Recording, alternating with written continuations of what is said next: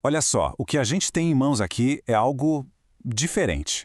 É um projeto detalhado, quase um manual de instruções para uma campanha presidencial. Mas não é qualquer campanha.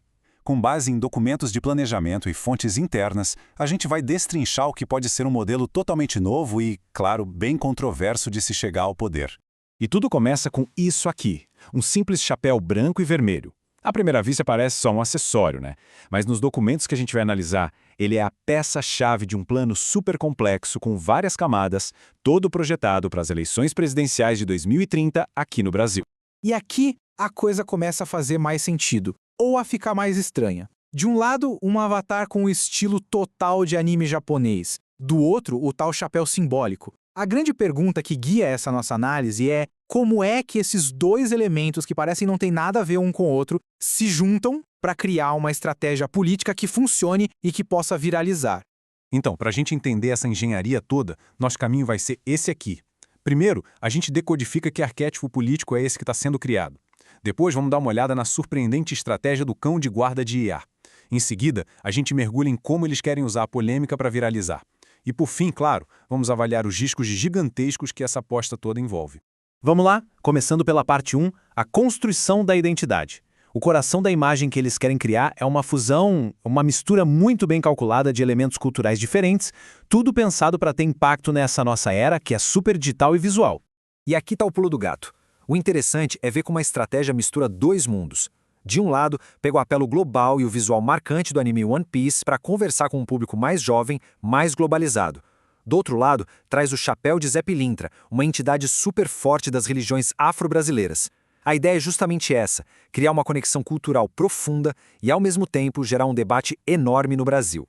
E essa mistura é toda planejada, viu? Nada é por acaso. O chapéu branco simboliza transparência. A faixa vermelha, paixão, luta. A estética geral que eles buscam é a de um malandro elegante, com aqueles traços dinâmicos de anime. Até o fundo, dividido entre branco e vermelho, foi pensado para representar as dualidades do nosso país. Ok, então a identidade está criada. Mas como é que isso vira ação? A estratégia não é só sobre imagem, não. É um plano de longo prazo que bota a construção de credibilidade na frente, muito antes de sequer pensar em buscar um cargo. E o modelo estratégico tem um nome bem direto: Bolsonaro 2.0. A lógica é clara. Em vez de seguir aquele caminho tradicional dentro dos partidos, o objetivo é outro. Primeiro, se tornar um fenômeno cultural, gigante. Tão grande que os partidos políticos é que vão bater na porta oferecendo uma legenda para a candidatura. Ou seja, o poder cultural vem antes do poder político. E isso tudo acontece em duas fases bem claras. A primeira fase, em 2026, é a do cão de guarda. A sacada aqui é usar a tecnologia não para manipular, mas para fiscalizar, e com isso construir uma reputação de transparência radical. Só depois, com essa confiança já estabelecida, é que a segunda fase seria lançada, a candidatura oficial em 2030. É um verdadeiro jogo de paciência. E a missão para 2026 é bem específica, saca? A ideia é usar inteligência artificial para monitorar os outros candidatos, checar as propostas deles em tempo real, analisar se as promessas são viáveis economicamente e, o mais importante, expor a desinformação. O objetivo final é se posicionar como um tipo de árbitro da verdade, alguém que equilibra o jogo democrático. Agora a estratégia muda de tom. A gente vai ver como o plano pretende usar táticas de comunicação bem provocativas, todas desenhadas para gerar atenção em um debate gigantesco. E essa tabela aqui, nossa, ela ilustra perfeitamente a ousadia do plano. A estratégia de viralização foi feita para atingir grupos opostos ao mesmo tempo. Para a elite financeira da Faria Lima, a tática é mencionar nomes poderosos, imencionáveis, como o Tanuri e o Banco Master, para parecer alguém corajoso. Ao mesmo tempo, o uso do chapéu de Zé Pilintra cria uma conexão com grupos afro-brasileiros e, de forma calculada, provoca a raiva de grupos evangélicos que poderiam acusar o candidato de ser o diabo. A controvérsia não é um efeito colateral, ela é o objetivo. Por trás de toda essa estratégia de provocação, existe uma filosofia central, uma ideia que amarra tudo. E ela está capturada nessa frase aqui, que veio dos próprios documentos de planejamento. E o que essa frase quer dizer?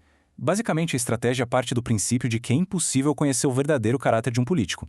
O que dá para julgar, então, as escolhas que essa pessoa faz. Por isso, o plano é tomar ações tão ousadas, tão definitivas, que elas mesmas se tornem a imagem do candidato. Assim, qualquer debate sobre o caráter interno dele acaba perdendo importância. Uma estratégia tão agressiva, tão baseada em criar polêmica, obviamente não vem sem perigos. E o mais interessante é que o próprio plano reconhece isso abertamente. E isso nos leva à nossa última sessão, porque toda essa operação é fundamentalmente uma aposta. Uma aposta de alto risco, cheia de armadilhas e com um potencial enorme para dar muito errado.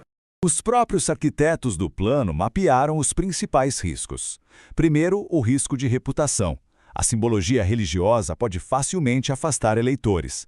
Tem o risco legal, de ser processado por figuras poderosas. O risco técnico, porque se a IA falhar lá em 2026, o projeto inteiro desmorona. E por fim, o risco de que a ideia seja tão boa que outros a copiem antes da hora.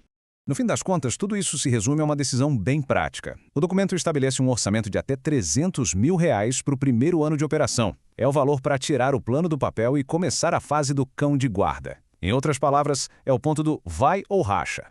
Então, para a gente resumir, o que a gente analisou aqui é um plano que mistura arquétipos culturais bem profundos, o uso de inteligência artificial como uma ferramenta de fiscalização e uma estratégia de marketing viral que se alimenta de controvérsia calculada. É uma receita completamente nova para fazer política. Isso deixa a gente com uma pergunta final, né? Esse estudo de caso, com toda essa engenharia social e tecnológica, é só um caso isolado e ousado? Ou a gente está olhando para um protótipo do que vai ser o futuro das campanhas políticas no mundo todo? A resposta para isso, bom, talvez comece a ser escrita em 2026.